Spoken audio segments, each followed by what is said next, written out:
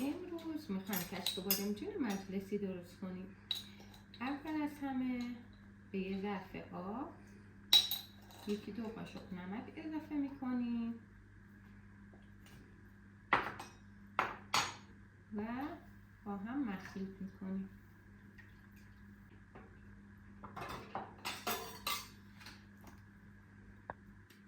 بادمجون ها رو پوست میگیریم.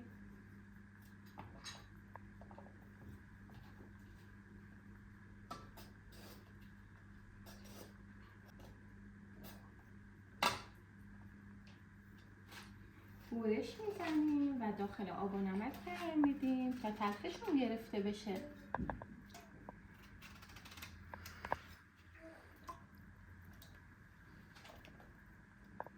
من این سرای بادمجونم سرخ میکنم و داخل غذا استفاده میکنم. خیلی خوشمزه میشه. 10 دقیقه داخل آب نمک بمونه کافیه. بعد از 10 دقیقه آب کش میکنیم و آبشون رو کامل میگیریم. یه ظرف روشون قرار بدیم تا بادمجون ها داخل آب فرو برن و تلخشون گرفته بشه. واسه تزیین روی کشک و بادمجونمون میخوام پیاز چیپسی درست کنم. یه دونه پیاز رو از رسن میکنم، تهشو میگیرم و با پوستگیر یا چاقو برش های نازک میزنم.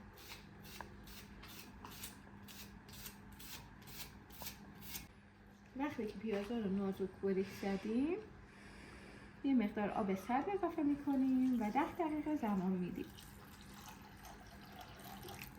یه مقدار گردو هم خرد میکنیم واسه داخل غذامون.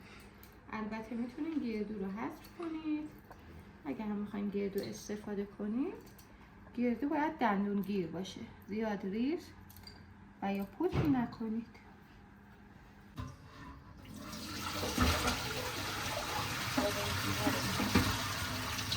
آب کش میکنیم یا آب روش میگیریم.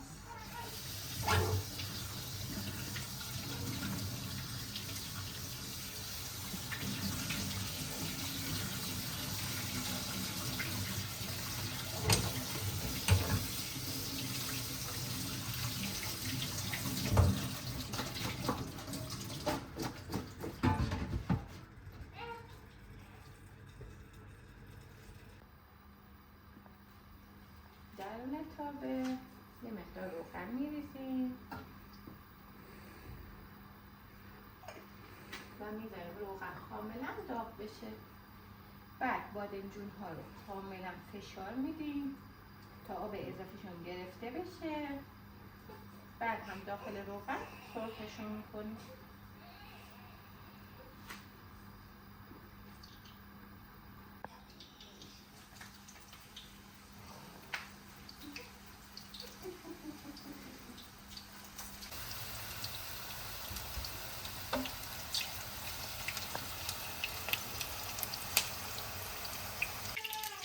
بعد از که بادمجون ها سرخ شدن برگردونیمشون به طرف دیگه هم سرخ کنیم.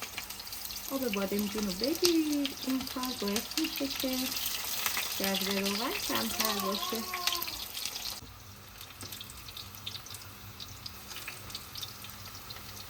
این سر بادمجون رو هم اینطوری سرخ میکنیم. این قسمت سبزش هم سرخ کنیم که خیلی خوشمزه است.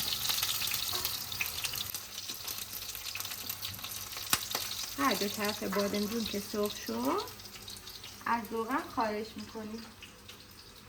بادمجون ها که سرخ شدن از تابه خارج میکنیم و پیاز نگینی شده رو اضافه میکنیم.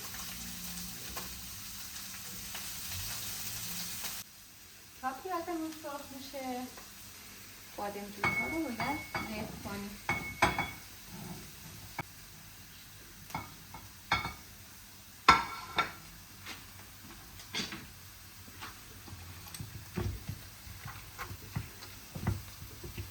بادمجون ها رو بکنیم خوب له میکنیم.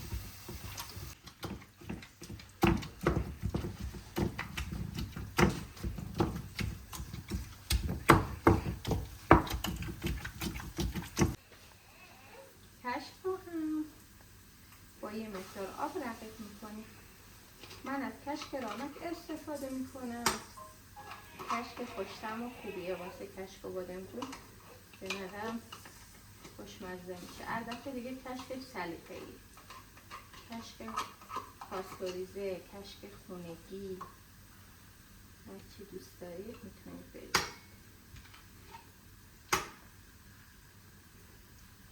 یه مقدار آب اضافه میکنم. همین میکنم که کشکم یادت بشه. باید یک دست بشه. غلظت کشکم باید اینطوری باشه. پیازمون که سرخ شد، ادویه ها رو اضافه میکنیم. ادویه هاشم زردچوبه،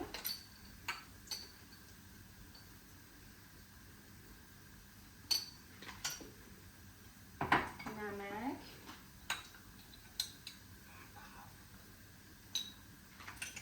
یا فلفل قرمز. فلفل سیاه نریزید چون که تلخ میشه کشک بادمجونتون، یعنی تند و تلخ. ادویه ها رو تفت میدیم.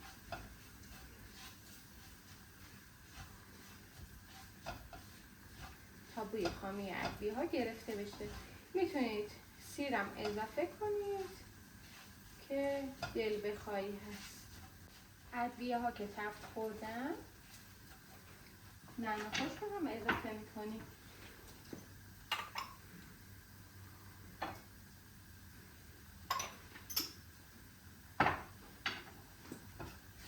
یه تفت کوچولو میدیم.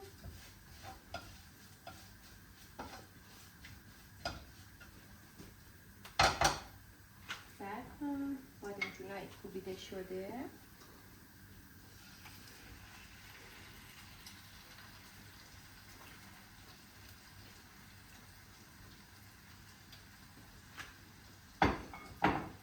گردوی خرد شده و کشک رقیق شده اضافه میکنیم.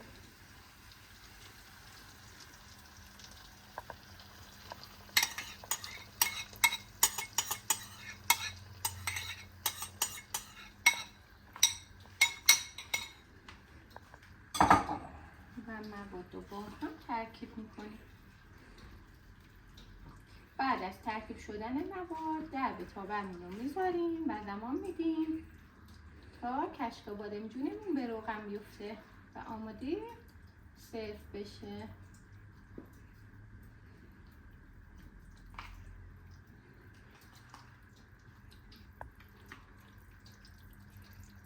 مواد باید کاملا با هم ترکیب.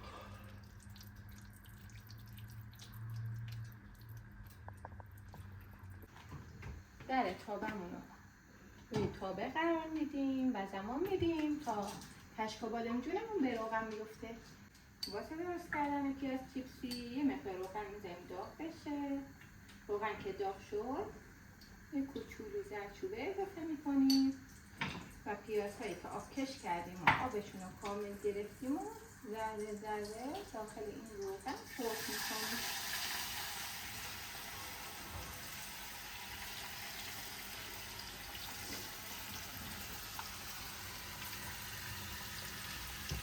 این سرای بادمجون رو هم اضافه میکنیم به کشک بادمجونه.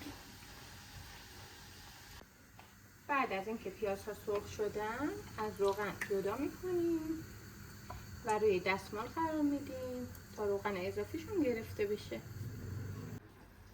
بعضا دیگه آماده شد، به روغن افتاده.